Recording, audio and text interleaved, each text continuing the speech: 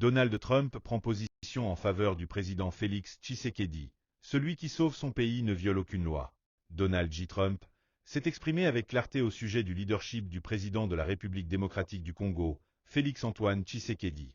Dans une déclaration sans ambiguïté, il a salué les efforts du président congolais, affirmant que « celui qui sauve son pays ne viole aucune loi ». À travers cette prise de position, Donald Trump adresse un signal fort, en invitant Félix Tshisekedi à initier, sans attendre, une réforme constitutionnelle en profondeur. L'objectif visé, poser les bases d'un nouvel ordre politique, juridique et judiciaire, capable de porter durablement l'état de droit en RDC.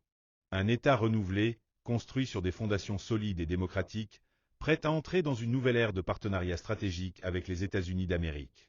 Cette nouvelle vision pourrait déboucher sur un accord de coopération historique entre les deux pays, inspiré du modèle du plan Marshall, 1945-2025, qui avait permis la reconstruction des pays européens après la Seconde Guerre mondiale. À l'image de cette alliance transatlantique qui a marqué le XXe siècle, un partenariat USA-RDC, sur 100 ans pourrait redéfinir l'avenir géopolitique de l'Afrique centrale. Réformer après les conflits, une constante de l'histoire. L'histoire des relations internationales montre clairement que les grandes guerres ont toujours été les conséquences de déséquilibres institutionnels profonds, et qu'en retour, chaque sortie de conflit majeur marque l'ouverture d'un nouveau chapitre politique, souvent à travers une révision constitutionnelle ou la création de nouvelles structures de gouvernance. C'est un schéma bien établi dans les relations internationales. Les conflits révèlent les failles d'un système, et leur résolution appelle à refonder l'ordre politique existant. Voici quelques exemples historiques majeurs. Première Guerre mondiale, 1914-1918. Le conflit a provoqué la chute de plusieurs empires, ottomans, austro-hongrois, allemands, et entraîné une reconfiguration des frontières et des régimes.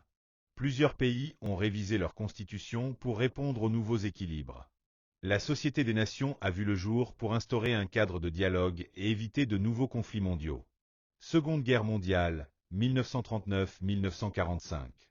La fin du conflit a débouché sur une nouvelle organisation mondiale. L'ONU a été créée, tandis que les États-Unis et l'URSS ont émergé comme superpuissances, structurant un ordre bipolaire.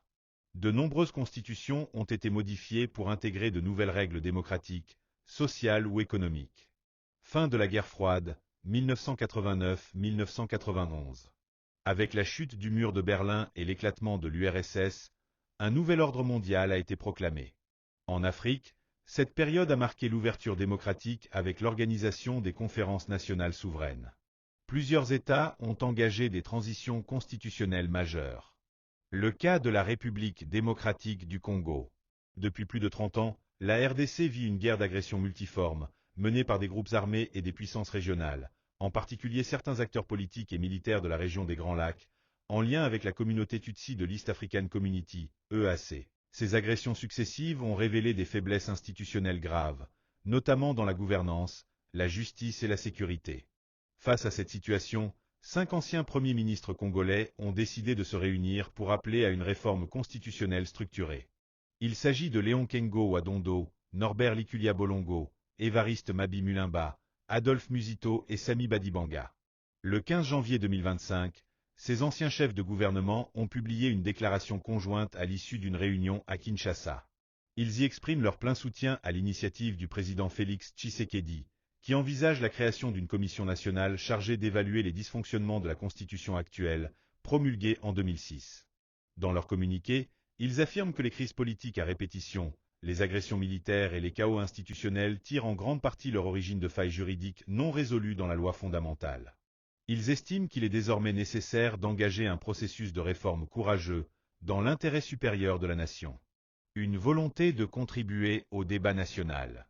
Les 5 anciens premiers ministres affirment leur disponibilité à prendre part activement au débat constitutionnel, en apportant leur expérience, leur expertise et leur vision.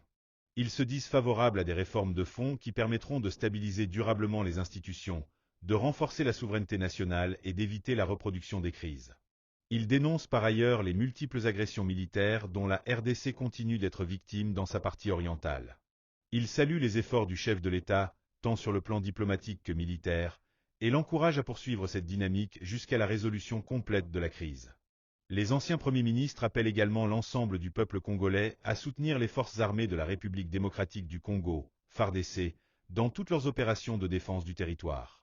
Pour eux, seule une union sacrée entre le pouvoir, les institutions, les forces de sécurité et la population permettra de mettre un terme définitif aux agressions. Enfin, dans leur déclaration, ces anciens chefs de gouvernement tirent la sonnette d'alarme sur la situation socio-économique du pays, qu'ils jugent préoccupante. Ils appellent à une réponse rapide face aux souffrances que subissent les populations et les agents de l'État, victimes collatérales d'un contexte institutionnel fragilisé.